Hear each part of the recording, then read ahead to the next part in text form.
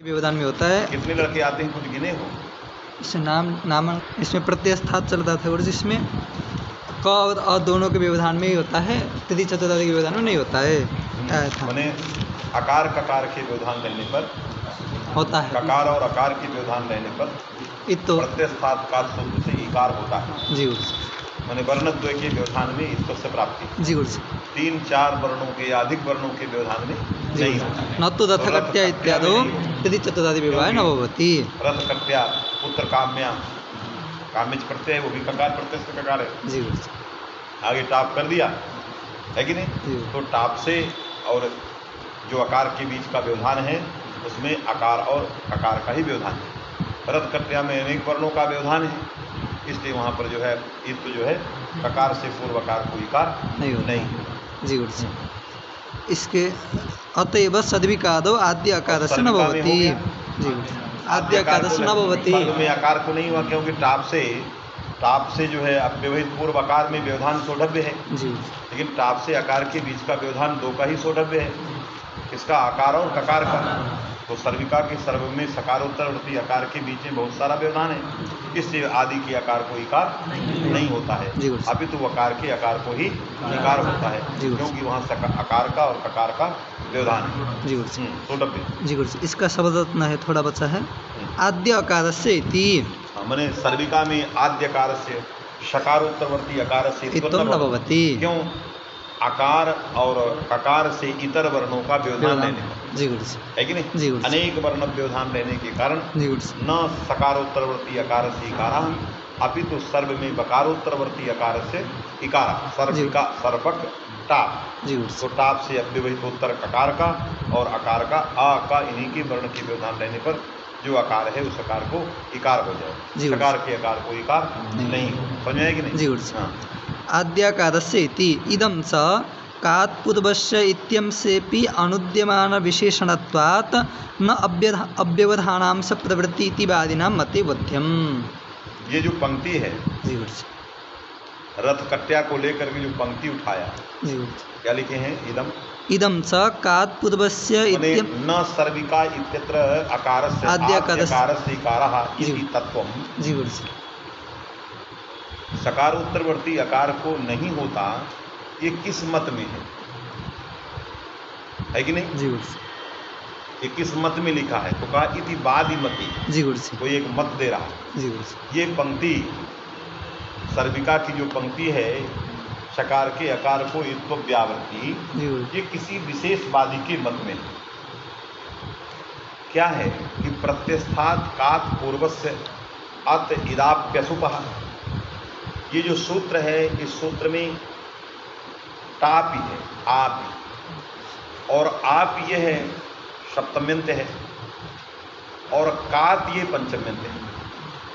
समझिएगा, कात पंचम्यंत है और पंचम्यंत कात को देख करके तस्माद् उत्तरस्य परिभाषा लगनी चाहिए। इस परिभाषा में उत्तरांश बाधित है, क्यों? पूर्वस्य रखा है। जी तो यो अंशा सिद्धा बाधित विकला परिभाषा उपदिष्टते।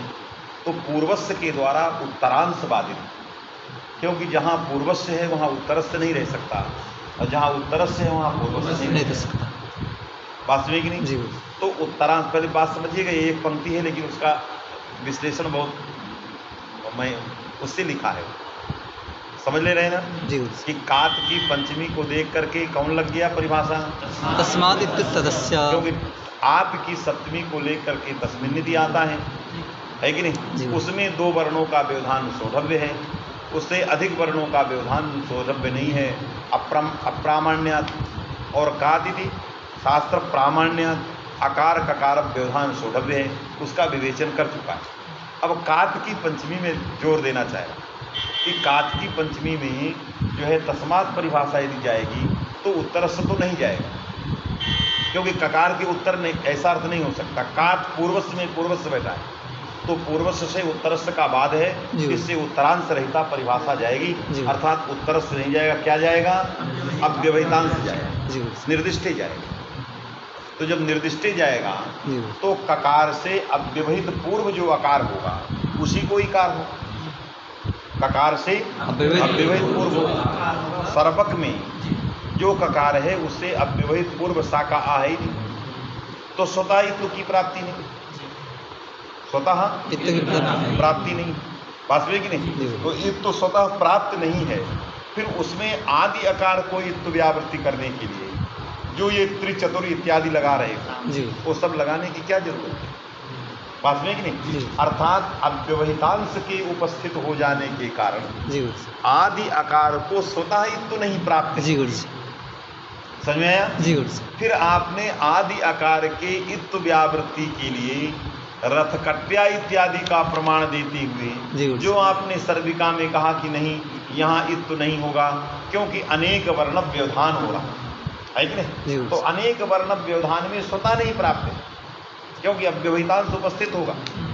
ककार से अव्यवहित पूर्व चाहिए, टाप से अव्यवहित पूर्व में दो वर्ण व्यवधान उसमें प्रमाण होगा, लेकिन ककार से अव्यवहित पूर्वाकार और सर्वक में ककार से अव्यवहित पूर्व है ही नहीं, इससे तो उसको प्राप्ति नहीं। तो उसने कहा क्यों फिर लिख दिया इस ग्रंथ को, तो कहा इसलिए लिख दिया कि अव्यवहितांश भी नहीं आएगा। इति बादी मते, जिन लोगों का ऐसा मत है कि न उत्तरांश से आएगा न अव्यवहितांश, अर्थात परिभाषा नहीं लगेगी। अरे परिभाषा के उपस्थापन के लिए दो ही अंश हैं, एक तो स्वतः बाधात नहीं आ रहा है और दूसरे को भी आप रोक रहे हो, तो बचेगा क्या? इसका मतलब आपका एक बाद ऐसा है कि ये परिभाषा तस्मादुत्तर से लगती नहीं। कहा क्यों नहीं लगती है? कहा इसलिए नहीं लगती है क्योंकि ये अनुद्यमान का विशेषण है। ये किसका विशेषण? अनुद्यमान का विशेषण। अनुद्यमान कौन है? आकार। उद्देश्य कौन है इकार का? आकार। आकार से इकारा। तो अनुद्यमान जो इकार है आकार है, उसी का विशेषण है कार। ककार से पूर्व जो आकार, वास्तव में कि नहीं? तो ककार जो है विशेषण किसमें है? आकार में। आकार में। तो ककारात पूर्व आकार से इकारा में आकार उद्देश्य है, अनुद्यमान है, उसका विशेषण ककारात है। तो जो उद्देश्य का विशेषण होता है वहाँ परिभाषा से उपस्थापित अंश का अन्वय नहीं होता है।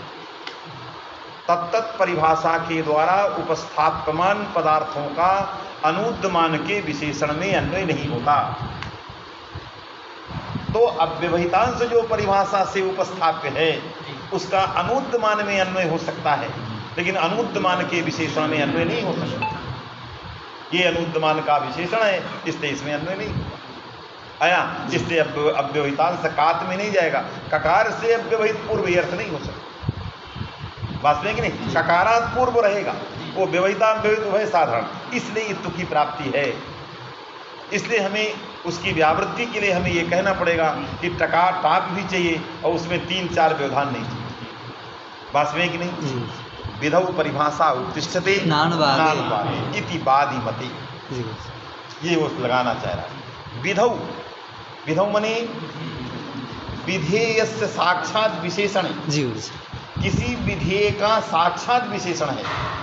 विधेय में जो साक्षात विशेषण है उसमें जो परिभाषा के द्वारा उपस्थापित पदार्थ होता है उसका अन्वय होता है, वास्तव में कि नहीं?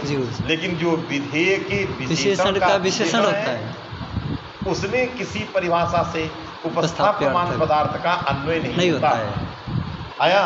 तो विधेय का साक्षात विशेषण जो आते हैं उसमें कोई चीज आवे तो हो सकती है, उसके बल पर कोई परिभाषा के द्वारा कोई भी आए, लेकिन उसके विशेषण में नहीं होगा, वास्तव में कि नहीं? इसलिए विधेय के साक्षात विशेषण के विशेषण में परिभाषा की प्रवृत्ति नहीं होती, है कि नहीं? इसलिए विधौ परिभाषा उत्तिष्ठते नानुवादे, नानुवाद माने विधेयस्य और उद्देश्य, विधौ और तदुद्देश्य साक्षात उद्देश्य प्रवर्तते नानुवादे माने नहीं उद्देश्य से विशेषण, उद्देश्य उद्देश्य उद्देश्य के जितने भी विशेषण होंगे उनमें परिभाषा नहीं लगती। परिभाषा नहीं लगती माने परिभाषा के द्वारा उपस्थाप्य अर्थ का अन्वय नहीं होता है। तो अव्यवहितांश का अन्वय ककारात में नहीं होगा, तो ककार से अव्यवहित पूर्व अर्थ नहीं, तो व्यवहित पूर्व में भी तो प्राप्त होगा, जिसकी व्यावृत्ति के लिए हमें ये चतुर त्रिचतुर ये कहना पड़ेगा कि 4 वर्ण न हो, 3 में टाप को भी जोड़ना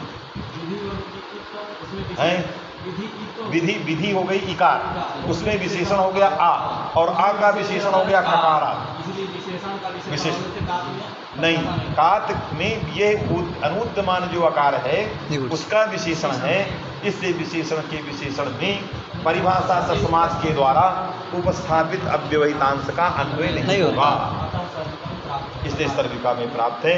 इसलिए हमें रथकट्या में जो हमने समाधान दिया है कि टाप से अव्यवहित पूर्व ककार में 2 वर्ण व्यवधान होना चाहिए। पहले हम टाप से ककार को पकड़ेंगे और ककार से फिर पकड़ेंगे, पास में कि नहीं। तो टाप से ककार ही नहीं है यहाँ सर्विका के कहाँ, सर्व में, सर्व आकार में, क्योंकि टाप का अन्वय आकार में है, ककार में नहीं है। यदि टाप का अन्वय ककार में होता तो अर्थ होता टाप टाप परात यो ककारः तस्मात् परः यः अकारः तस्य ईत्वम् इति अवक्षत, ऐसी वृत्ति बोली, पास में कि नहीं। इसलिए टाप का अन्वय कहाँ है, आकार में। तो टाप और आकार के बीच में क्या होना चाहिए, केवल आकार और ककार का ही व्यवहार। रथकट्या में ईत्व व्यावृत्ति करने के लिए यहाँ रथकट्य के आगे टाप है, उस टाप और ककार के बीच में अनेक वर्ण व्यवधान होने से जैसे वहाँ नहीं प्राप्त है, वैसे सर्वक टाप में भी टाप और आकार के बीच में, सकार के आकार के बीच में अनेक वर्ण व्यवधान होने से ईत्व नहीं प्राप्त है। यही समाधान ककार के पंचमी को लेकर के वारण आप नहीं कर सकते, क्योंकि वहाँ अव्यवहितांश का अन्वय कात भी नहीं होगा, क्योंकि वो विधि के उद्देश्य का उद्देश्य। समझ में आया कि नहीं, यही वो लिखने जा रहे हैं। इदम सा कात पूर्वस्य, समझ में आया कि नहीं। इदम माने इत्व व्यावृत्ति रूपम यत् समाधानम मूले दत्तम तत् इदम पदेन ग्राह्य। इदं स कात पूर्वस्य इत्यंसेपि अनुद्यमान विशेषणत्वात्, कात पूर्वस्य इत्यंसे अनुद्यमान विशेषणत्वात्, अनुद्यमान कौन है, अकार, उसका विशेषणत्वात् अकार है कि नहीं। अनुद्यमान विशेषणत्वात् न अव्यवधानांश प्रवृत्ति इति वादिनां मते। तस्मात् परिभाषा से अव्यवधानांश जो आ रहा है उसका अन्वय नहीं होता, माने उसकी उपस्थिति नहीं होती, अनन्वयात् लगा कि नहीं, क्योंकि उसका अन्वय नहीं, इसलिए इसके बल पर आप व्यावृत्ति नहीं कर सकते। अतः टाप का अन्वय आकार में करके ही व्यावृत्ति करना लग गया। इतिवादिना मते बोध्यम, ये ऐसा मत है जो कहते हैं कि अनुद्यमान के विशेषण में परिभाषा नहीं लगती, अर्थात परिभाषा से उपस्थापित पदार्थ का अन्वय नहीं है। सब नहीं कहते, जो कहते हैं तेसा मत, और जो इसको नहीं मानते परिभाषा लगेगी, चाहे अनुद्यमान हो, अनुद्यमान का विशेषण हो, चाहे जो भी विधि में, सब में उनका मत है। तो उनके मत में फिर हमें रथकट्या में 3 चकार 5 चकार का उत्तर देने की जरूरत नहीं रहेगी। हमें टाप से आकार को के बीच में व्यवधान की बात ही नहीं है, रहे कितना भी व्यवधान रहे जब ककार से अव्यवहित पूर्व नहीं है, पास में कि नहीं। तो उनकी जिनके मत में ये बात है, इसलिए बादीनाम लगा दिया है। इसका मतलब इसमें 2 पक्ष हैं, कोई मानता है, कोई नहीं मानता। कोई विधौ परिभाषा उत्तिष्ठते ये मानता है, कोई कहता है ये परिभाषा है ही नहीं, विधौ परिभाषा उत्तिष्ठते नानुवादे। इसमें 2 मत हैं, कुछ परिभाषा के मानने वाले हैं, कुछ परिभाषा को नहीं मानने वाले। बात में कि नहीं, जो परिभाषा को नहीं मानते, विधेय में माने विधि में परिभाषा उत्तिष्ठ लगती है, जहाँ विधीयते होता है वहीं परिभाषा लगती है, और जहाँ अनुद्यते है वहाँ परिभाषा नहीं लगती। बात में कि नहीं, इससे अनुद्यते अंश में परिभाषा नहीं लगती, और विधीयते अंश में परिभाषा नहीं। विधौ का मतलब विधीयते, और अनुद्यमन माने अनुद्यते, इसमें परिभाषा नहीं है कि नहीं। ये कात अनुद्यते है, इससे इसे परिभाषा नहीं लगती। बात में कि नहीं, जो ऐसा मानते हैं, जो ये मानते हैं उनके मत में ये समाधान आया। आगे क्या समझ में बात आ गई मेरी। हाँ, मूल में फिर यत्तु प्रांशः आपी इति ककार, सिद्धांत पूरा हो गया, खंडन की बात लिख रहे हैं। अब दीक्षित जी प्रकाश टीकाकार का मत, प्रसाद टीकाकार के मतों का खंडन करेंगे। पहले अपनी पूरी बात रख दिया। दीक्षित जी ने क्या क्या बात रखा, प्रत्यस्थात कात में ये बात रखा कि आप का अन्वय आकार में होगा। आप का अन्वय कहाँ होगा, क्यों होगा, सन्निहितत्वात् साक्षात उद्देश्य स्वरूप प्राधान्य। विधेय में साक्षात उद्देश्य होने से वो प्रधान है। जी तो प्राधान्यात् सन्निहितत्वात् ये दो हेतु दिया कि हम आप का अन्वय आकार में करेंगे, न अंग में करेंगे, है कि न ककार में करेंगे, अन्यत्र नहीं करेंगे। वास्तविक नहीं, एक समाधान ये कर। और कात में हम परिभाषा को नहीं लगाएंगे वास्तविक, क्योंकि रथकर्त्या उदाहरण दिया है। हम कात के पंचम्यंत को देखकर परिभाषा तस्मात नहीं आएगी, क्योंकि वो अनुद्यमान का विशेषण है, इसलिए वहां कोई भी परिभाषा नहीं लगी। इसलिए ककार से पूर्व जो भी आकार होगा व्यवहिता अव्यवहित उभय साधारण आकार को पकड़ेंगे। हाँ, वो आकार टाप से अव्यवहित पूर्व होना चाहिए, ककार से अव्यवहित होना अनिवार्य नहीं। ककार से व्यवहिता व्यवहित उभय साधारण जो आकार होगा उस आकार को इकार करेंगे, यदि वो टाप से अव्यवहित है और वो टाप सुख से पर नहीं। वास्तविक नहीं, ये दीक्षित जी ने अपने समग्र सूत्र का व्याख्यान कर दिया। इस व्याख्यान को जब समझे रहोगे तब प्रांचा लगेगा, उसका खंडन लगेगा। अब लेकर प्रांचा, प्रांचा माने प्रसाद टीकाकारा, प्रसाद टीकाकारों का जो मत है उसको उठा रहे हैं। यत्तु प्रांचः आपि इति ककार विशेषणं षद्विका इत्यादौ तु एकादेशस्य स्थानिवद्भावात् अकादेन व्यवधानेपि वचन सामर्थ्यात् भविष्यति इति। क्या समझ, क्या कहा है? यत्तु आप इति ककार विशेषणम, जो आप ही है वो आकार का विशेषण नहीं है। जी, प्रसाद ने कहा था कि आप प्रत्यस्थात कात में जो आप कस्य विशेषणम, ककारात का विशेषण। दीक्षित जी ने क्या कहा था? आकार का। दोनों में मतभेद है। तो ये ककार में विशेषण है आप ही, तो अर्थ क्या होगा? आप परो यो ककार तस्मात्, जब आप ही ककार में विशेषण होगा तो ककार विशेष होगा, तो उसमें पंचमी है तो इसमें भी पंचमी आएगी। बात में कि नहीं? तो टा आप परो यो ककार, माने आप परात ककारात पूर्वस्य अकारः इकारः। इसका मतलब वृत्ति ठीक नहीं है दीक्षित इनके मतानुसार। इन्होंने लिखा अकार स्वीकार स्यादापि सच सुपरो सुपरो न, है कि नहीं? तो अकार स्वीकार स्यादापि ये जो वृत्ति लिखा, ये वृत्ति प्रसादकार के मत में ठीक नहीं। उन्होंने वृत्ति लिखा आप परात ककारात पूर्वस्य अकारः इत्यादि। बात में कि नहीं? उन्होंने सप्तमी को बदल के पंचमी में ले आए और ककार का विशेषण बनाया। मतभेद था। क्यों आप ककार को छोड़ करके चले गए थे आकार के पास? तो आपने कहा सन्निहितत्वात् प्राधान्य, ये हेतु दीक्षित जी का प्रतिनिधि बन के नागेश भट्ट ने दिया था। बात में कि नहीं? अब ये खंडन लिखते हैं, पहले उसका उपादन फिर खंडन। क्या लिखा? आप इति ककार विशेषणम लग गया। आप इति ककार विशेषणम षद्विका इत्यादौ तो आप जब ककार से ककार का विशेषण होगा तो अर्थ क्या होगा? आप परो यो ककार, आप है पर में जिससे ऐसा ककार, है कि नहीं? हाँ। सद्विका इत्यादौ तो एकादेशस्य स्थानिवद्भावात् अकादेन व्यवधानेपि। सद्विका में ये तो हो करना है, आप है पर में जिससे ऐसा ककार है। अरे सर्वक आगे टाप, तो आप है पर में जिससे ऐसा ककार मिल गया, वहाँ एक वर्ण व्यवधान छोड़ दे, आकार व्यवधान छोड़ दे, तो आप परक ककार मिल गया। उस ककार से पूर्व कौन हो गया? वकार उत्तरवर्ती अकार, उसको इकार हो गया। बात में नहीं? सर्विका बन गया। समझ में बात आ गई जी? लिख क्या रहे हैं? सद्विका सिद्धि भी कर दिया है। आगे लिख क्या? सद्विका इत्यादौ तो एकादेशस्य स्थानिवद्भावात् अकादेन व्यवधानेपि वचन सामर्थ्यात् भविष्यति इति। माने सर्विका में इत्थम भविष्यति, क्योंकि आप परक ककार नहीं मिल रहा है पहले, माने मध्य में नहीं, एक आदेश हो जाने।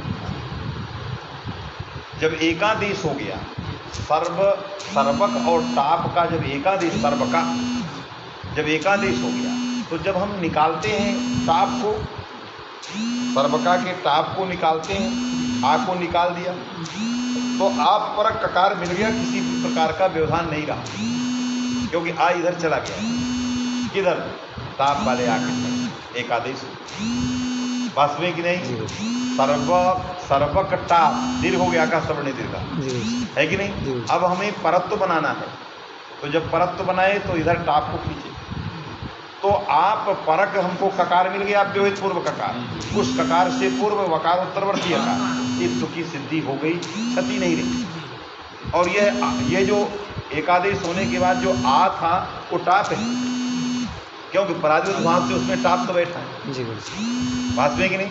अंताधिवच से उसमें टाप तो ले आए, तो टाप से टाप परक अव्यवहित पूर्व ककार मिल गया, सर्विका में इत्तु की सिद्धि हो जाएगी। लेकिन कोई स्थानुद्भाव कर ले, वो कह रहा है कोई स्थानुद्भाव कर, जब स्थानुद्भाव करेगा तो स्थानीय बुद्धि से काम करेगा, तो स्थानीय बुद्धि से काम करेगा तो टाप और का के बीच में आ रहेगा, क्योंकि स्थानीय आ बैठा है वास्तव में कि नहीं। जब अतः परस्मिन् पूर्व विधौ लगाएगा कि स्थानीय बुद्धिया कार्यम भविष्यति, अर्थात जब प्रत्यस्थात काक सूत्र इत्तु करने चलेगा तो स्थानीय बुद्धिया इत्वं करिष्यति, तो जब स्थानीय बुद्धि से इत्तु करेगा तो सर्वक आ और आ ये रहेगा।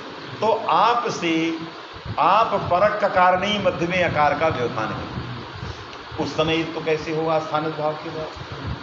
तो कहा वचन सामर्थ्यात् भविष्यति, यदि कोई स्थानुद्भाव करेगा तो वचन सामर्थ्यात् भविष्यति, नहीं करेगा तो स्वतः।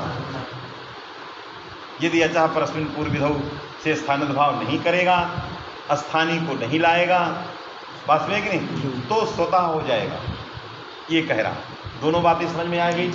यदि स्थानुद्भाव करोगे तो ककार और टाप के बीच में अकार व्यवधान होगा, टाप परक ककार अव्यवहित पूर्व ककार नहीं मिलेगा, बात समझे कि नहीं। तो वहाँ पर जो है वचन सामर्थ्यादित्वम भविष्यति कहना पड़ेगा। और यदि एकादेश हो गया है, स्थानुद्भाव नहीं होगा, तो अव्यवहित पूर्व ककार मिल गया और तद पूर्व जो आकार होगा उसको युक्त हो जाएगा। हमें वचन सामर्थ्यात् की कल्पना नहीं करनी। तो स्थानुद्भाव पक्ष में वचन सामर्थ्यात् की कल्पना करनी है, स्थानुद्भाव यदि नहीं करेगा तो वचन सामर्थ्यात् की कल्पना नहीं। समझ में आया कि नहीं। दोनों पक्ष उठा रहा। सद्विका इत्यादौ तो एकादेशस्य स्थानिवद्भावात् अकारेण व्यवधानेपि स्थानुद्भावात्, स्थानुद्भाव कर लिया मैंने, स्थानुद्भाव हो गया तो इत्तु विधायकम कार्यम कया बुद्धिया प्रवृत्तम भविष्यति, स्थानीय बुद्धिया स्थानीय सति यत् प्राप्तम तत्प्राप्तम भविष्यति। तो स्थानीय सति इत्वन्न प्राप्तम भवति, तो आदेश होने पर भी इत्तु नहीं प्राप्त, बात में कि नहीं। अर्थात स्थानीय के रहने पर इत्तु नहीं होता था, तो इत्तु नहीं होगा, तो हमें क्या करना पड़ेगा, वचन सामर्थ्यात् करना पड़ेगा, है कि नहीं। तो अचा परस्मिन् पूर्व विधौ सूत्र से स्थानुद्भाव के द्वारा स्थानीय बुद्धिया यदि कार्य प्रवृत्ति होगी तो मध्य में अकार व्यवधान बुद्धि हो जाएगी। स्थानिवद्भावात् अकारेण व्यवधानेपि वचन सामर्थ्यात् भविष्यति, वचन सामर्थ्यात् भविष्यति। अब पूछा जाएगा कि वचन सामर्थ्य क्या है, क्या वचन सामर्थ्य है कि नहीं। कौन सा वचन है जिसका सामर्थ्य हो रहा है और जिसके सामर्थ्य से हो रहा है, समझ में आया। तो क्या लिखा है, तो सर्वप्रथम लिखा है वचन सामर्थ्य इति श्रौत अव्यवधानम आश्रित्य इत्यर्थः। क्योंकि कोई वचन नहीं है आपके पास, तो नागेश ने प्राचीनों को भी लगाने की कोशिश की कि ये वचन सामर्थ्यात् तो बोल रहे हैं, कौन सा वचन, यत् सामर्थ्यात् भविष्यति स्थानुद्भाव पक्ष। तो लिखा श्रौत अव्यवधानम आश्रित्य इत्यर्थः, श्रौत वर्ण व्यवधानाभाव है कि नहीं। यहाँ श्रौत वर्ण व्यवधानाभाव बैठा है और आदिदेशिक वर्ण व्यवधान बैठा है, आदिदेशिक वर्ण व्यवधान है और जो सुनाई दे रहा है वहाँ आकार।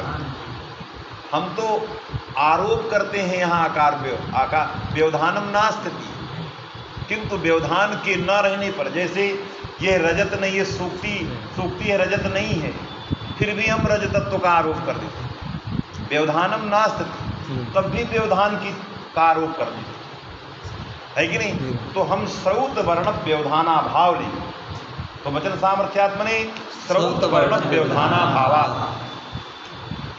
जो वर्ण श्रुत हैं, जी गुरुजी। जो इस समय वर्ण सुनाई दे रहे हैं, उनमें व्यवधान नहीं दिखाई।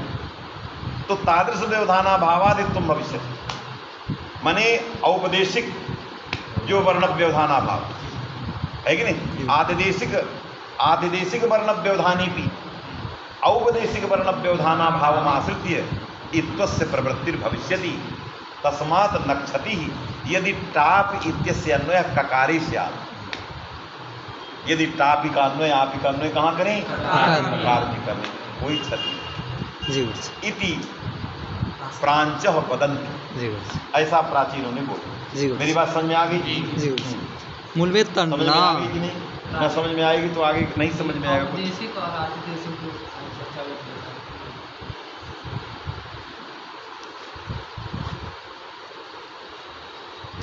कहते हो ना कि सांप्रतिका भावे भूत पूर्व गति आश्रय। कोई चीज इस समय न दिखाई देती हो, पहले कभी दिखाई दो, उसको मान लेना चाहिए, पास में कि नहीं। तो इस समय हमें स्थानीय विदादेशों में अचा प्रश्न पूर्व विधौ जब हम सर्विका में लगा देते हैं, सर्व का इसमें लगाते हैं, तो हमें क्या दिखाई दे रहा है इस समय, अर्थात यहाँ मध्य में आकार का व्यवधान, आकार व्यवधान, वर्ण व्यवधान दिखाई दे रहा है। यह वर्ण व्यवधान किसी अतिदेश के कारण आया है नहीं, है कि नहीं। इसमें कोई वस्तु है नहीं, जैसे सूक्ति में रजतत्व तो है नहीं, लेकिन कुछ चाक चिक्क ऐसा आ गया है जिसके कारण हम उसमें रजतत्व को मान लेते। उसी तरह अशाप्रश्न पूर्वविधो सूत्र ने कह दिया है कि अत्र अकारः विद्यते, बस में कि नहीं, स्थानीय अकारः अस्ति, ये कह दिया तो हमें अकार व्यवधान हो गया। ये है नहीं, इस जहाँ नहीं हो वहाँ कर दिया जाए, उसको आरोपित व्यवधान कहते हैं, उसी को आतिदेशिक कहते हैं।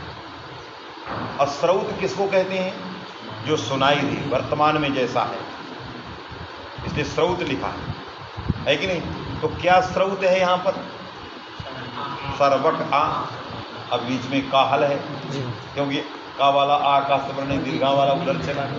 तो स्रोत तो वास्तविक जो है, वास्तविक व्यवधानाभाव और आतिदेशिक व्यवधान, वास्तविक नहीं। तो हम वास्तविक जो व्यवधानाभाव है उसको लेकर युक्त कर लेंगे। इसी वचन सामर्थ्यात का मतलब ये है, इस समय जो सुनाई दे रहा है, देखिए भाई इस समय की बात करो, क्या ले आए क्या दे आए, इससे कोई मतलब, बात समझे कि नहीं। तो आपने व्यवधान का आरोप कर लिया और वास्तविक व्यवधान बैठा, तो वास्तविक व्यवधान मानकर, वास्तविक अव्यवधान मान करके हम कार्य करेंगे।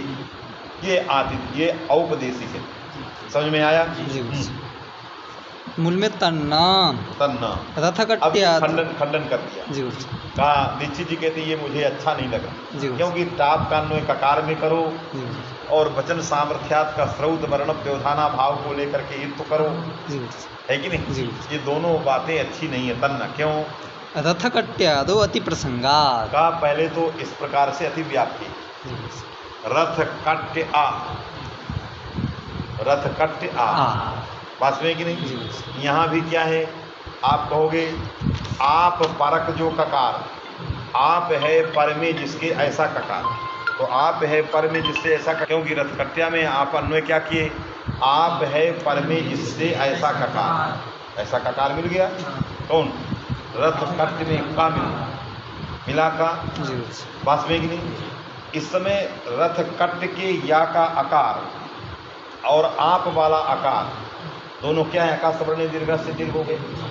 दीर्घ हो जाने पर भी स्रोत वर्ण व्यवधाना भाव, माने स्रोत वर्ण व्यवधाना ने कट्य और टाप के बीच में किसी भी प्रकार का व्यवधान नहीं।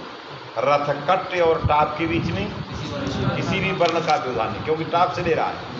तो रथ कट्य और टाप के बीच में स्रोत वर्ण व्यवधाना भाव, स्रोत वर्ण व्यवधाना भाव के रहने के कारण आप परक ककार को मान करके तत्पूर्व आकार को इत्वापत्ति तदवस्थ, यहाँ आप परक ककार, क्योंकि अब व्यवहिता उभय लेना है, क्योंकि टाप जो है पंचम्यंत में चला गया है और कात में परिभाषा लगनी नहीं है, अब व्यवहितांश आना नहीं। पास में कि नहीं?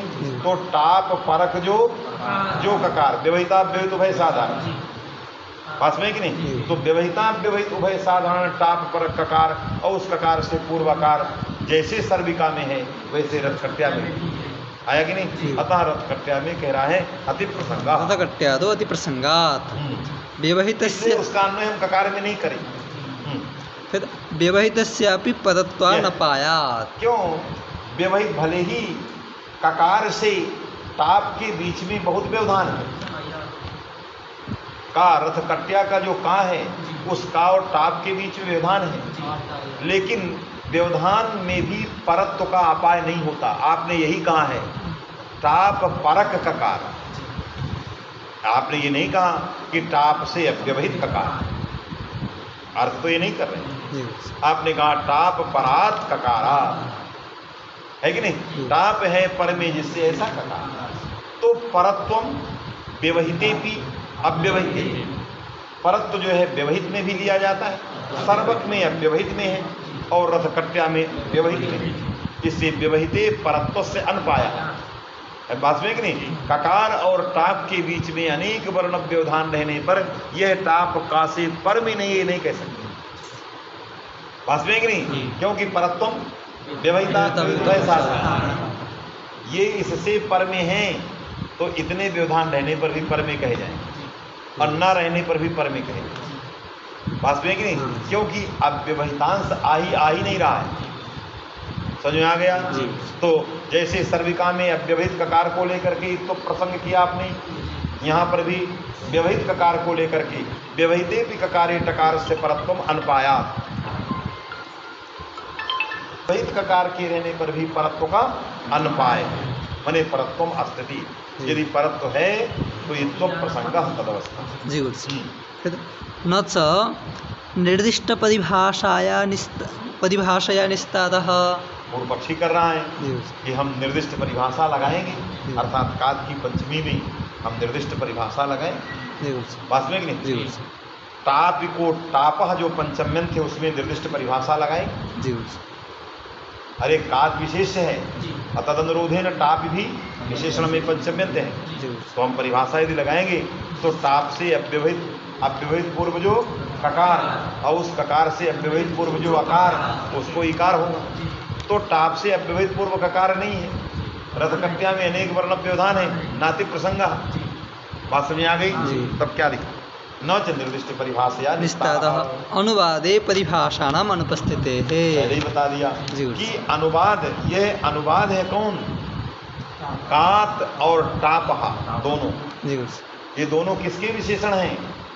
कात विशेषण है आकार, तो आकार अनुवाद का विशेषण हो गया कात और कात का विशेषण टापहा।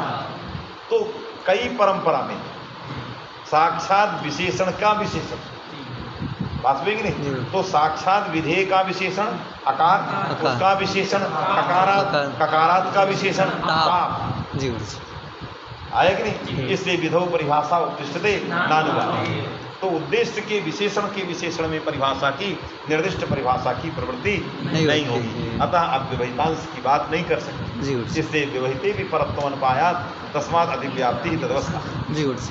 अनुवादे परिभाषाणाम अनुपस्थिते है अनुद्यमानस्य विशेषणेषु इति तदर्थः, माने अनुवादे परिभाषायाः अनुपस्थापनात् का अर्थ किया अनुद्यमानस्य विशेषणेषु, अनुद्यमानस्य विशेषणे इति तदर्थः। अनुद्यमान जो आकार है, अनुद्यमान कौन है? आकार, उस आकार का विशेषण जो ककारात है कि नहीं? और उसका जो विशेषण आप है उसमें न ककारात में न आप, दोनों में परिभाषा की प्रवृत्ति नहीं होती। शब्दरत्न में अनुद्यमानस्य इति साक्षात अनुद्यमान विशेषणतया वा अनुद्यमानस्य इत्यर्थः, माने साक्षात अनुद्यमानस्य विशेषणतया वा अनुद्यमानस्य, अर्थात किसी भी प्रकार के अनुद्यमान में नहीं लगती, साक्षात अनुद्यमानस्य अनुद्यमानस्य परिभाषाया सर्वथा प्रभुआ लगा दिया, साक्षात भी लगाया, माने साक्षात अनुद्यमानस्य विषय परिभाषा न प्रवर्ते, और वह माने अनुद्यमानस्य विशेषणे भी परिभाषा न प्रवर्ते, जो साक्षात उद्देश्य है उसमें भी नहीं लगता और जो साक्षात उद्देश्य का भी उद्देश्य है उसमें भी नहीं, माने किसी भी जगह ये परिभाषा नहीं लगती, अर्थात यह परिभाषा नास्ते। विशेषण जी गुरु जी, विशेषणेषु आपि इत्यादिषु, है कि नहीं? जो विशेषण है आप, जी गुरु जी, तो जो साक्षात अनुद्यमान का विशेषण है का, जी गुरु अब उस विशेषण का जो विशेषण है आप, उसमें भी नहीं। जी गुरु जी, समझ में है कि जी नहीं? गुरु तो साक्षात विशेषण से विशेषण है, माने साक्षात विशेषण से माने अर्थात विशेषण से विशेषण। जी गुरु जी, तो जो साक्षात विशेषण है का, अब उसका जो विशेषण आप, तो न साक्षात विशेषण से न वह तद विशेषण से। बस में ये अर्थ लगा। जी गुरु जी, तो साक्षात विशेषण से कादित्यस्य न वा तद विशेषण से कादित्यस्य न कुत्रापि परिभाषाया निर्दिष्ट परिभाषाया प्रवृत्ति। जी गुरु जी, लगा कि नहीं? आ रहा कि नहीं? जी गुरु जी। हाँ, मूल में अस्य अत्र च उदीचाम आतः इति, मूल बताना। अच्छा, शब्द रत्न पढ़ना तो मूल। कुछ पता नहीं है क्या मूल लिखा कहाँ है, जो बताओगे वही व्याख्या, उलट पलट न जाए। जी गुरु जी, हाँ, मूल में आया अत्र च उदीचाम आतः स्थाने एकपूर्व इति सूत्रे स्थाने ग्रहणम लिंगम। अत्र मने विधौ परिभाषा साक्षात उद्देश्य उद्देश्य से उद्देश्य वा साक्षात विशेषणे विशेषणे वा इयं परिभाषा न प्रवर्तते एतत् सर्वम् उदीचाम आतस्थाने यपूर्वायाः इति सूत्र घटकीभूतम स्थानेति पदम लिंगम प्रमाणम। जी गुरु जी, मने साक्षात उद्देश्य और उसके विशेषण में परिभाषा की प्रवृत्ति नहीं होती। विधौ परिभाषा उत्तिष्ठते नानुवादे, इस प्रकार का जो वचन है, जी गुरु जी, ये वचन में लिंग है कौन? उदिताम आतस्थाने यपूर्वाया सूत्र में स्थानीय। क्यों स्थानीय रखने की क्या जरूरत? उदीचाम आतस्थाने क्या करता है? आतस्थानिक आकार को इकार करता जी गुरु जी, विकल्प है, नहीं न करता जी है? गुरु जी, जो आतस्थानिक आकार होगा उसको इकार करें। आता ये षष्ठी है और आकार को इकार करता है, उस आकार का ये विशेषण है। तो साक्षात उद्देश्य का विशेषण है। इस विशेषण में परिभाषा नहीं लगती, इसलिए स्थानीय रखा गया है, इसलिए इसमें स्थानीय रखा गया। जी गुरु जी, यदि विशेषण के विशेषण में परिभाषा लगी होती जी गुरु जी, तो षष्ठी स्थानीय जोगा का स्थानीय आ ही जाता। सूत्र में स्थानीय रखने की क्या जरूरत है? जी गुरु जी, यही स्थानीय व्यर्थ हुआ और व्यर्थ पढ़ करके लिंगम ज्ञापन किया कि विधौ परिभाषा उत्तिष्ठते, नानुवादे, जो विधेय का साक्षात उद्देश्य है उसमें परिभाषा लगती है, जो उद्देश्य का भी विशेषण है उसका भी जो विशेषण है उसमें परिभाषा नहीं लगती। जी गुरु जी, आया? जी। इसलिए यह साक्षात उद्देश्य का विशेषण है। साक्षात उद्देश्य आकार, उसका जो विशेषण आत है, आत संबंधी जो आकार, बात में कि जी। नहीं? तो आत संबंधी आकार, इसमें जो साक्षात ह्रस्व आकार का विशेषण जो आत है कि नहीं? जी। इसमें परिभाषा नहीं लगती, इसलिए आचार्य पाणिनि ने स्थानीय रखा। मेरी बात समझ में आ गई? जी गुरु जी, कैसे परिभाषा लगी, कैसे आई कि नहीं? सीताराम कथाराम सुन रहे हो? बोलो, स्थानीय ग्रहण कैसे व्यर्थ हुआ? नहीं आया। बोलो। विधौ परिभाषा उत्तिष्ठते नानुवादे, नहीं मानते तो क्या क्षति? आके स्थान पे ही करता है और साक्षात उद्देश्य आ है, उसके स्थान पे फिर आपके स्थान पे बोलो, हम सुनो नहीं है, इसलिए आया होता तो तुरंत आ जाए, इसलिए समझते नहीं। हाँ में हाँ मिलाने से नहीं होगा। सारा ग्रंथ जो है दो एक लोगों के लिए नहीं ना है। तुम बोलो जी, बोलो, जल्दी बोलो। स्थानीय ग्रहण कैसे व्यर्थ हुआ? इसका मतलब पीछे कुछ नहीं समझे, नहीं सर, क्यों नहीं पढ़ रहे हो? बैठ के पाठ लगाओ, यहाँ आकर के पढ़ोगे नहीं, कुछ नहीं आएगा। 4 दिन मेरे पास आओगे, 6 दिन बाद चले जाओ। जब फायदा नहीं होगा तो क्यों मेरे पास निदान के लिए आओ? 4-6 दिन आओगे, इसके बाद भाग जाओ।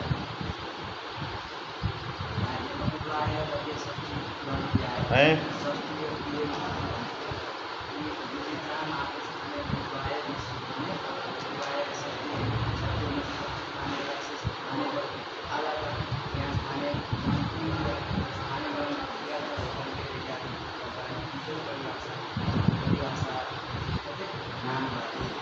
मतलब क्या हुआ? विधौ परिभाषा उपनिषदे मने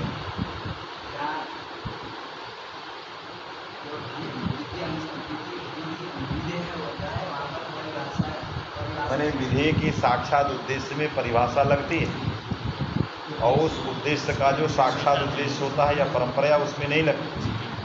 तो यहाँ विधि का साक्षात उद्देश्य अत है और उस उद्देश्य का उद्देश्य आत है, इसमें नहीं लगी, इसलिए स्थाने रखना चाहिए। थोड़ा थोड़ा छूट रहा है तुम्हारा, और थोड़ा मेहनत करो। तुम्हें आया जी, आया कि नहीं? त्रिकोणज में परिभाषा कैसे लग रही? त्रिकोणज में विधेय क्या है? अभी सोचना पड़ेगा क्या विधेय है। बोलता नहीं क्या है, तो तेजी से बोलो। यण विधेय है, उसका साक्षात उद्देश्य एक है और उसका विशेषण है। उद्देश्य का विशेषण कौन है? कोई नहीं। और अची किसमें विशेषण? अची किस में विशेषण? वहां तो परिभाषा लगी। अरे वहां साक्षात उद्देश्य के विशेषण में परिभाषा लगी है, बात में कि नहीं? साक्षात उद्देश्य कौन है? एक। और उसका साक्षात विशेषण कौन है? अच्छा। उससे परिभाषा लगी, तभी तो कहते हो अजाप्य वही पूर्वस्य, सब यही तो लाते हो। इसलिए परिभाषा में मतैक्य नहीं है, परिभाषा के विषय में मतैक्य नहीं है, इसलिए बादे रखा है। कोई कोई लगाते हैं, कोई कोई नहीं लगाते। अर्थात कुछ लोग परिभाषा को मानते हैं, कुछ लोग नहीं मानते। जो नहीं मानते वो साक्षात जो विधेय का विशेषण है, उद्देश्य है, उसके विशेषण में लगाते हैं, उसके विशेषणों में नहीं जाते। एक और हेतु लगाते हैं कि साक्षात जो उद्देश्य का उद्देश्य है, विशेषण है, उसमें लगाते हैं, उसके आगे जो विशेषण होंगे उसमें नहीं लगाते हैं। कुछ ऐसा करते हैं। इसलिए बहुत सारे मत हैं उसमें। जितनी जरूरत थी इस ग्रंथ के लिए उतनी बात मैंने बताया, बात में कि नहीं? क्योंकि ये पूरी तरह से निषेध कर रहा है, ककारात को भी निषेध कर रहा है और टाप को भी निषेध कर रहा है। टाप को निषेध तो कर सकता था, ककारात के निषेध में संदेह था, क्योंकि अच्छी में लग रहा है। बात समझे कि नहीं? लेकिन ये पूरा का पूरा निषेध किया, अर्थात परिभाषा को इस रूप में समझा। अलग अलग परिभाषा के विषय मत हैं। तो मेरी बात समझ में आ गई? तुम समझते नहीं हो तुम?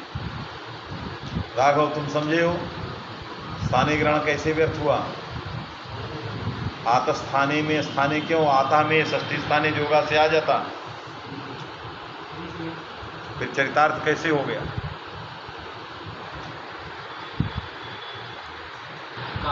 कात में लगी। बात में ये अलग अलग मत है, लेकिन इन्होंने यही कहा कि जो विधेय का साक्षात उद्देश्य है, उसका जो साक्षात विशेषण है, उस विशेषण में परिभाषा नहीं लगती है कि नहीं? तो यहाँ आत में परिभाषा नहीं लगेगी। क्यों? ये किसका विशेषण है? ह्रस्वकार का। आत संबंधी जो अकार है कि नहीं? तो इसलिए यहाँ पर जो है परिभाषा नहीं लगेगी, इसलिए स्थाने रखा गया है। यही स्थानीय ग्रहण लिंग है परिभाषा का। समझ में आया? आगे क्या लिख रहे हैं? थोड़ा लगाना पाठ, तो हम पढ़ रहे नहीं तो बहुत समय हो जाए। अत्र च उदीचाम आत इति सूत्रे स्थानीय ग्रहणम लिंगम। स्थानीय ग्रहणम लिंगम समझ में आ गया? जी गुरु जी। चलो। फलम तो अन्यत। जी गुरु जी। नियम है स्थानीय ग्रहणम व्यर्थम सत परिभाषाया ज्ञापकम फलम अन्य स्वांश से चारितार्थम फलम अन्य। स्वांश में चरितार्थ भी हो गया। यदि स्थानीय नहीं रखोगे परिभाषा लगेगी नहीं, स्थानीय आएगा नहीं, इससे सूत्र में स्थानीय आवश्यक। तो व्यर्थ हुआ, ज्ञापन किया, स्वांश में चरितार्थ हुआ, अब फल बता रहा फलम अन्य। फलम तो वृद्ध संज्ञायाम लगा कि नहीं? जी गुरु जी। क्या फल है? फलम तो वृद्ध संज्ञायाम ज्ञापित हो जाने से फल बन गया। क्या फल बना? वृद्ध संज्ञायाम एक परिभाषानुपस्थापनात् स्थानात् शाली आदि सिद्धि। क्या बोल रहे? वृद्ध संज्ञायाम एक परिभाषानुपस्थानात् शाली आदि सिद्धि शालीय इत्यादि। जी का शालीया की सिद्धि हो गई इस परिभाषा के कारण। यदि ये परिभाषा नहीं होती तो शालीया की सिद्धि नहीं होती, है कि नहीं? क्योंकि वृद्धिर यस्य अचाम आदिश तद वृद्धम है कि नहीं। वृद्धि ये उद्देश्य है, यस्य अचाम आदि ही वृद्धि तद वृद्धम है कि नहीं। अचों का जो आदि अच को कैसा होना चाहिए, वृद्धि हो, बात में कि नहीं। तो यदि यह परिभाषा लगती,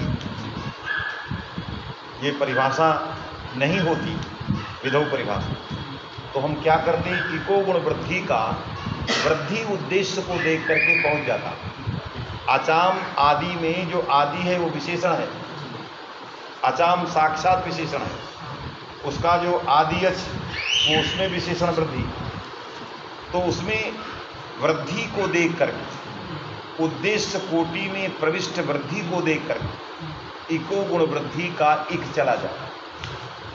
क्या चला जाता, इक चला जाता, इक जाता। और इक जब जाता तो सूत्रार्थ बनता, यस्य अचाम आदि अच वृद्धि, इक आदि अच स्थानिक, इक स्थानिक वृद्धि। यस्य अचाम आदि जो अच कैसा होना चाहिए, इक, आदि अच को कैसा होना चाहिए, तदस्थानिक जो वृद्धि, और उस वृद्धि के रहने पर वृद्ध संज्ञा। यहाँ जो आदि अच है सा में आ, वो एक स्थानिक वृद्धि नहीं, हमें कैसी वृद्धि चाहिए, एक स्थानिक वृद्धि, क्यों एक पहुंच गया है। एक स्वरूप जो अच तत्स्थानिक जो वृद्धि तद वृद्धम, तो इसकी तो वृद्ध संज्ञा नहीं थी, क्योंकि सा का आ आदि अच तो है, लेकिन एक स्थानिक वृद्धि नहीं की, तो एक पहुंच गया है। एक का अन्वय होता अचा में, है कि नहीं। जो अच स्वरूप इकः तत्स्थानिक जो वृद्धि तद वृद्धम, तो ये वृद्ध संज्ञा नहीं होती, क्योंकि सकार का आकार एक स्थानिक वृद्धि नहीं है। तो जब नहीं होती तो सालिया नहीं बनता। और जब परिभाषा लग गई कि जो है उद्देश्य में, उद्देश्य भूत जहाँ वृद्धि रहेगी वहाँ परिभाषा नहीं लगती, जिससे मृजेर वृद्धि में लगेगी, क्योंकि वृद्धि विधेय है।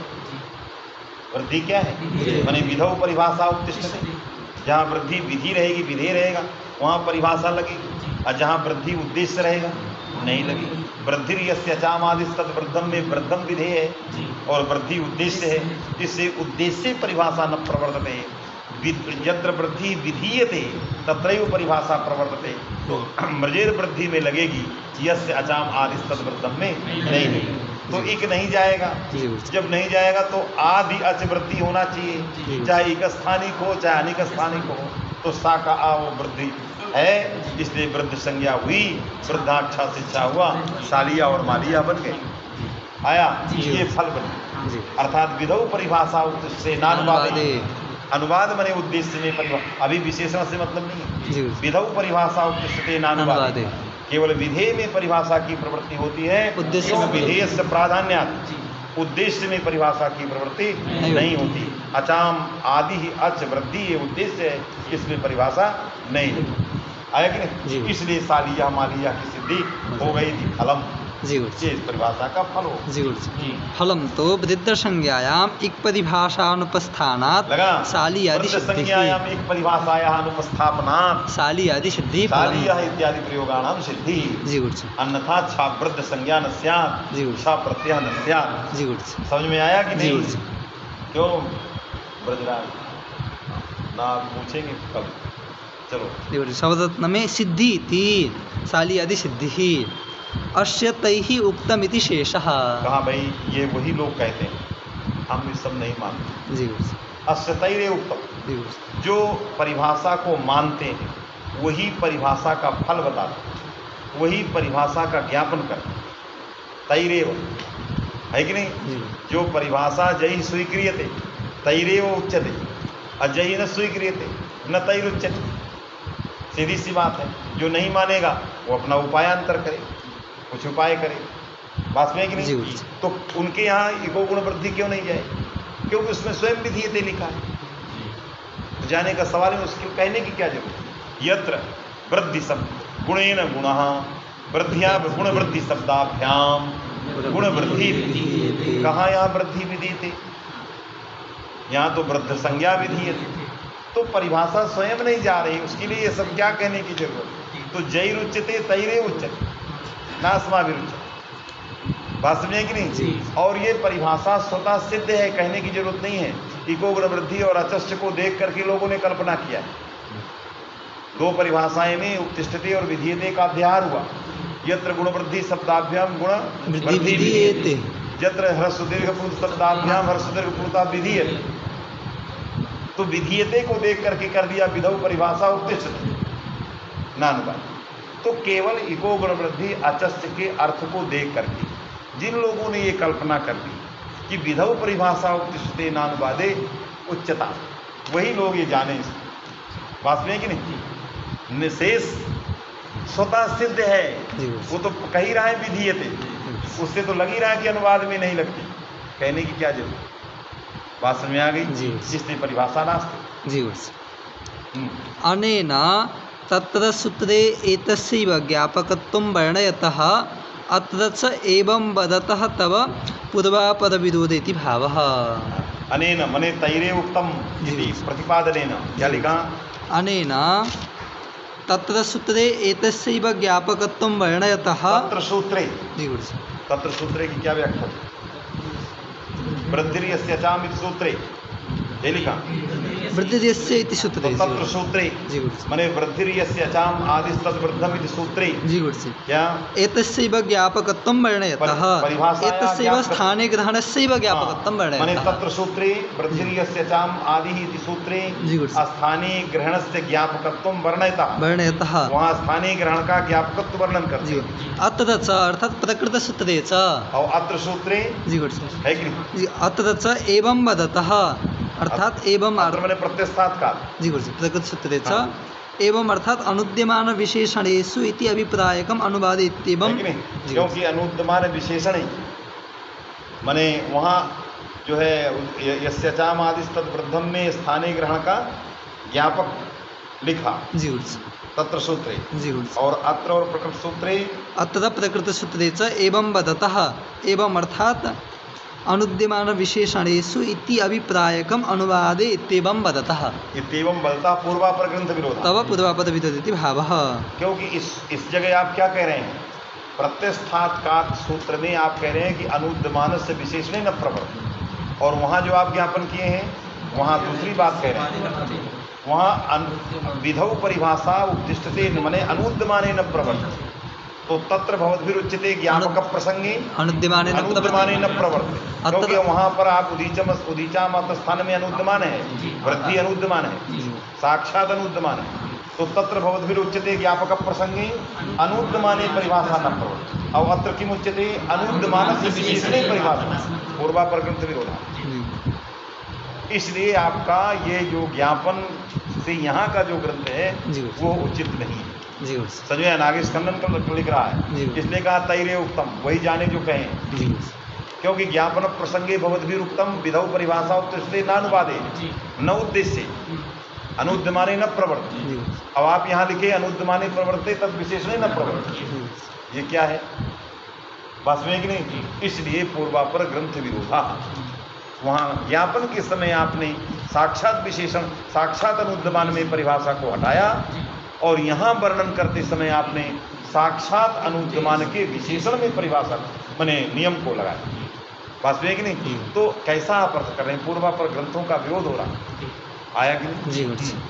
अनेन तत्र सूत्रे एतस्य ज्ञापकत्वं वर्णयतः अत्र च एवं वदतः तव पूर्वापर विरोधेति भावः। अतः पूर्वापर ग्रंथ विरोधा इति भावः, तस्मात् भवतां ग्रंथः समीचीनः नास्ति। इससे परिभाषा को लेकर के जो ग्रंथ लिख रहे हैं आप लोग वो ठीक नहीं है। पहले परिभाषा निश्चित कर लीजिए क्या है कि नहीं, तब इसके बाद बताइए कि यहाँ पंचमी रहेगी टाप में कि क्या रहेगा लगेगा, पहले परिभाषा ही आपका पूर्वापर ग्रंथ विरुद्ध है, ठीक नहीं जी। समझ में बात आ गई जी गुरुजी। यदि तू अंतरंगत्वेन स्थान संबंध लाभ इत्यर्थः षष्ठी स्थाने इत्यत्र भाष्ये स्पष्ट इति स्थाने ग्रहणं व्यर्थमेव। यदि का अन्वय संभाव्यते में आगे जाएगा कहीं, पूरा ग्रंथ पहले पढ़ोगे तब बैठेगा। यदि अंतरंगत्व यदि में तु मत- अंतरंगत्वेन स्थान संबंध लाभ इत्यर्थः षष्ठी स्थाने इत्यत्र भाष्ये स्पष्ट इति स्थाने ग्रहणं व्यर्थमेव तस्य परिभाषा लभ्यत्वाभावेन ज्ञापका संभवात् वृद्धसंज्ञा क्या है?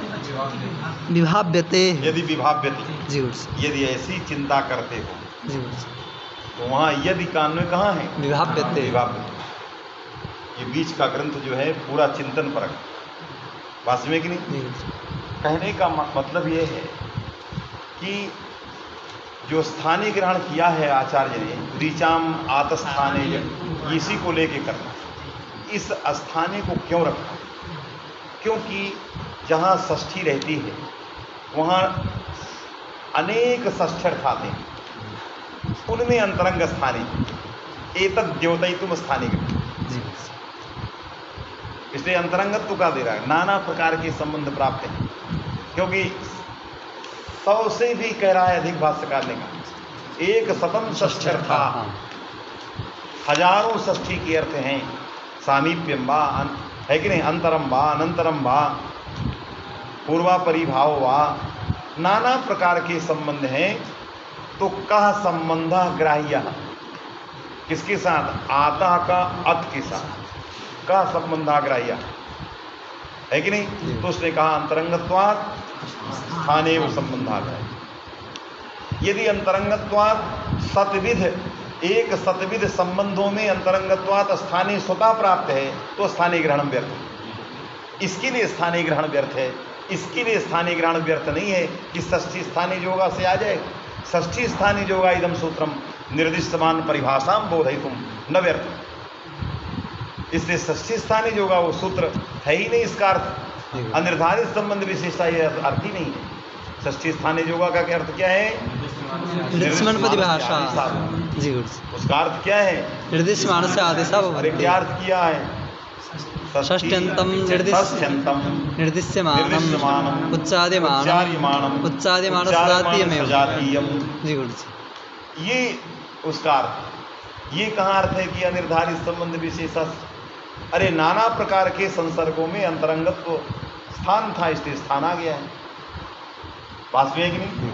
जब नाना प्रकार की चीजें प्राप्त होंगी तो जो अंतरंग होगा वही ना आएगा। तो शब्द का शब्द के साथ क्या संबंध हो सकता है? स्थानादेश हुआ, इसलिए स्थानीय वहां पर रख दिया। वास्तव में कि नहीं? तो षष्ठविध एक शताधिक संबंधों में स्थान निरूपित जो संबंध है वो अंतरंग, वो अंतरंग है। स्थान पदार्थ निरूपित यह संबंध स संबंध अंतरंग। अत एतद् द्योतयितुमेव अत्र स्थाने पदम उपात्तम नहीं परिभाषाया ज्ञात। वास्तव में कि नहीं? इसलिए वो स्थाने रखा है, इस परिभाषा के लिए नहीं रखा। समझ में बात आ गई? क्योंकि षष्ठी स्थानीय योगा सूत्र का ये अर्थ ही नहीं है कि स्थाने ले आएगा। इसलिए स्थान पदम किमर्थम? नानाविध संबंधेषु सत्सु प्राप्तेषु सत्सु स्थान संबंधा एवं ग्राह्य अंतरंगत्वात् इति बोधनार्थम स्थानीय पदम। तो कहाँ से विधो परिभाषा उत्कृष्ट है? ये कहाँ का डोल आ गया? समझ में आया कि नहीं? वही लिखा। बात मेरी समझ में आ गई? चलिए। यदि तो अंतरंगत्वेन स्थान संबंध लाभ इत्यर्थः षष्ठी स्थाने इत्यत्र भाष्य स्पष्ट इति लगा। ये षष्ठी स्थानीय योगा सूत्र के भाष्य में स्पष्ट है कि अनेक विधा षष्ठ्यर्था भवन्तु, है कि नहीं?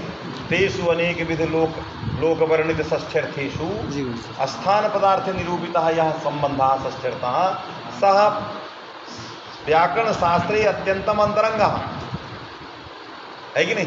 तद्बोधयितुम अंतरंगत्वात् सयो ग्राह्यः अन्ये बहिरंगाः न ग्राह्याः तम द्योतयितुम स्थानीय ग्रहणम् इति स्थानीय ग्रहणं व्यर्थमेव।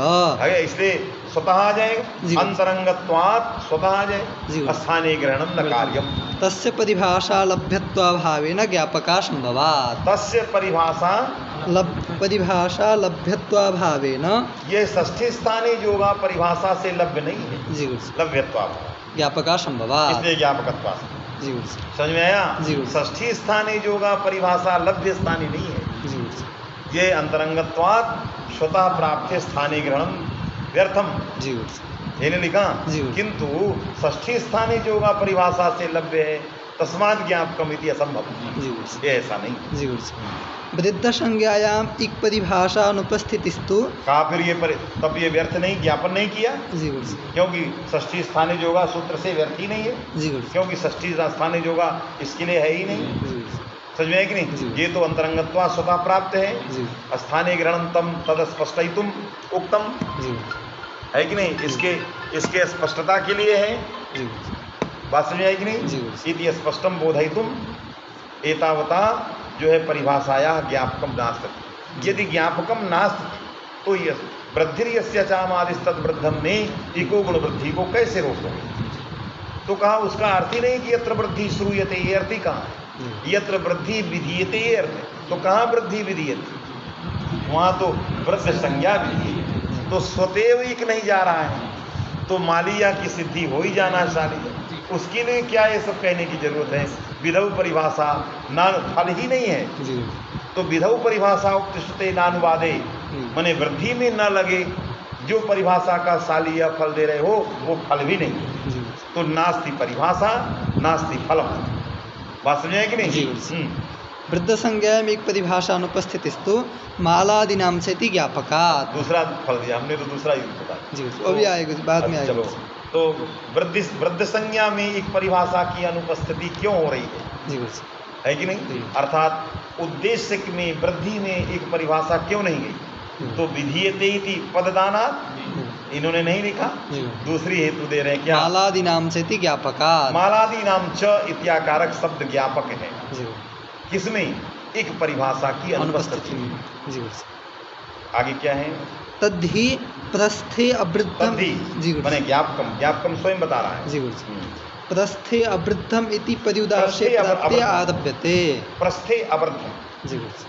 माने माला प्रस्थ में, प्रस्थे अवृद्धम। प्रस्थ शब्द उत्तर पदे माने प्रस्थ शब्द उत्तर पद में हो तो वृद्ध संज्ञक से भिन्न जो पूर्व पद हो उसको आद्युदात्त होता है। आद्युदात्त होता है। जी गुरु जी। प्रस्थे अवृद्धम।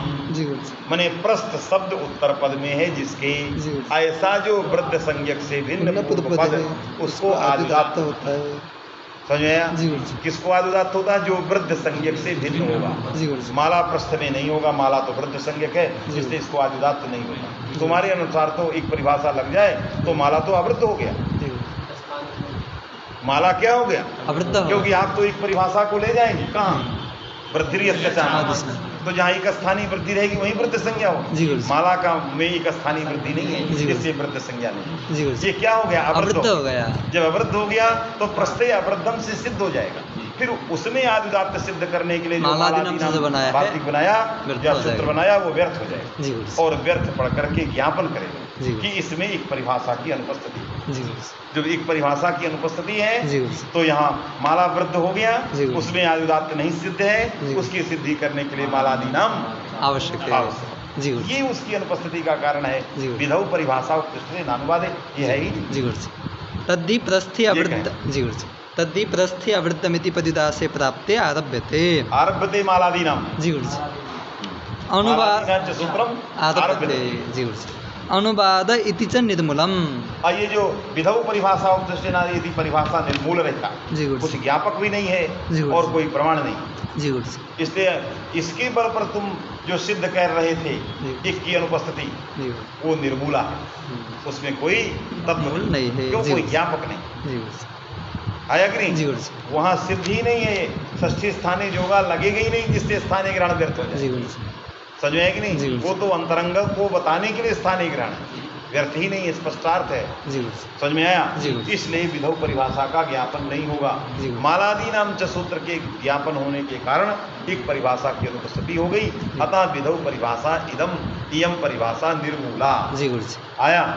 मूल रहिता विद्यते। यद्वा एक परिभाषा अच परिभाषयोः विधीयतेति अध्याहारात्। यदि तुम्हारे बाद को स्वीकार कर ले नहीं विधौ परिभाषा उत्तिष्ठते जो तुम ढोल पीट रहे हो, जी उसका कारण केवल इतना ही है कि वहाँ विधीयते लगा हुआ है। कहाँ? इको गुण वृद्धि और अचस्थ, जिसके कारण आपने प्रवाद खड़ा कर दिया विधौ परिभाषा उत्तिष्ठते नानुवादे।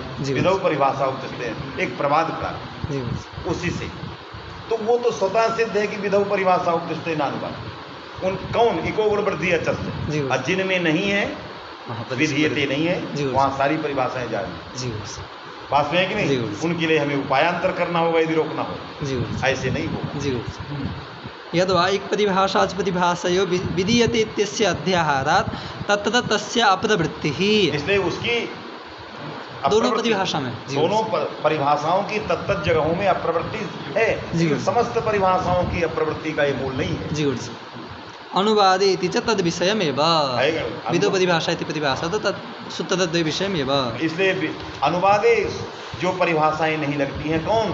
ये दो परिभाषाएं। जी। कौन कौन? अचश्च इको गुण वृद्धि, यही दोनों परिभाषाएं अनुवाद में नहीं लगती। जी। शेष परिभाषाएं अनुवाद में लगती हैं। इसलिए टाप में इस सब में परिभाषाएं लग सकती, कात में सब में लग सकती। इसके लिए आपका जो विचार है वो ठीक नहीं है, वहाँ लग सकती है। जी। तो कहाँ कौन विशेषण होगा, विचार करना पड़ेगा। आया? अतएव अल्लोपोन इत्यत्र मने विधौ परिभाषा उत्तिष्ठते नानुवादे, ये प्रवाद केवल दो परिभाषाओं के लिए है, इको गुण वृद्धि, शेष परिभाषाओं के लिए नहीं है। इसीलिए अल्लोपोन सूत्र के भाष्य में भगवान भाष्यकार ने क्या लिखा? अल्लोपोन इत्यत्र यजादि स्वादि पद इत्यस्य अनविशेषणत्व। यजादि स्वादि परत्व जो है अन में विशेषण करें, जो उद्देश्य का विशेषण है।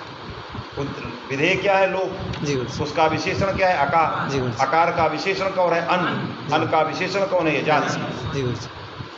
बस में कि नहीं? आपने विधेय का जो साक्षात उद्देश्य था उसका विशेषण जो था अन, उस अन में यजादि लगा और उसमें परिभाषा लगाया आपने। कौन? तस्मिन् निधि। यजादि प्रत्याव्यवहित पूर्वत्व विशिष्ट जो अन, तत्संबंधी जो आकार, तस्य लोपस्य। तो यजादि का अन्वय कहाँ किया? अन में किया, और वो उद्देश्य का विशेषण से वहाँ पर तस्मिन् निर्दिष्टे परिभाषा लग गई। तो उद्देश्य के उद्देश्य में परिभाषा लग गई। कहाँ गया आपका नियम? विधौ परिभाषा उत्तिष्ठते नानुवादे। इसलिए ये जो प्रवाद है केवल अचश्च और इको गुण वृद्धि के लिए है, इस परिभाषा का कोई ज्ञापक नहीं और ना कोई फल है इसका, केवल उसी से निकला हुआ एक प्रवाद है। समझ आए कि नहीं? अतएव अल्लोपन इत्यत्र यजादि स्वादि पद इत्यस्य अनविशेषणत्वेपि अव्यवधान लाभ इति विशेषण होने से अव्यवधान का लाभ हो गया। नहीं तो उद्देश्य का उद्देश्य था तस्मिन् निधि लगता ही नहीं, तो निर्दिष्टे का लाभ कैसे हो? इति स्यंगः इति सूत्र भाष्य ध्वनितम संगच्छति इति विभाव्यते। यदि विभाव्यते तदा, यदि ऐसा मान लेता, इसलिए विधौ परिभाषा नानुवादे नहीं रहा। जब नहीं है तो आप कात में, कात ये किसका विशेषण है? आ का, तब यहाँ पंचमी है, इस पंचमी को देख के जाएगा कौन? तस्मादित्यस्य निर्दिष्टे जाएगा। तो ककार से अव्यवहित पूर्व लिया जाएगा, अकार। बात में कि नहीं? और टाप का अन्वय कहाँ है? आ में, उस वो वहाँ सप्तमी है, उससे भी अव्यवहित पूर्व लिया जाए। कौन? आ। तो टाप से अव्यवहित और ककार से अव्यवहित जो आकार होगा उसी को विकार होगा। तो आदि सकार को प्राप्ति नहीं। आदि जो सकार सर्विका में सकार उत्तरवर्ती आकार उसको प्राप्त है ही नहीं, तो उसकी निवृत्ति की चर्चा ही नहीं कर, व्यर्थ है। बात में कि इसलिए आपका सारा विचार व्यर्थ का प्रवाद है। तदा सन्निहितत्वादिनैव तदा सन्निहितत्वात् साक्षात विधौ उद्देश्य प्राधान्यात्। दो हेतु पहले दे चुका हो। सन्निहितत्वात्, आकार से सन्निहितत्वात् और साक्षात विधौ विशेषणत्वात् उद्देश्यत्व रूप प्राधान्यात् टापि इत्यस्य आकारे एव अन्वयः न तु ककारे। आया? तो टकार से अव्यवहित पूर्व जो आकार उसी को इकार होगा, और ककार से अव्यवहित पूर्व जो आकार उसी को इकार। रथ कट्या में टकार से अव्यवहित पूर्व नहीं है, अनेक वर्ण व्यवधान, जैसे नाति प्रसंग। इससे कई दोष नहीं है, विधौ परिभाषा कुछ मानने की जरूरत है। तदा सन्निहितत्वादिना आपि इत्यस्य अकार विशेषणता इति बोध लगा। तो ये टाप जो है आकार की विशेषणता में चला गया, और विशेषण साक्षात जो उद्देश्य है उसके विशेषण में परिभाषा लगती है। जब लगती तो टाप में अव्यवहित पूर्वत्व आएगा, तो टाप से अव्यवहित पूर्व जो अकार होगा उसी को ही कार होगा। इसलिए सर्विका के सकार उत्तरवर्ती अकार को या रथ कट्या में रथ में थकार उत्तरवर्ती अकार को कहीं भी हित तो प्राप्त ही नहीं है। जी इसलिए विधौ ये सब मानने की कोई अवसर कहीं माना ही नहीं गया। बस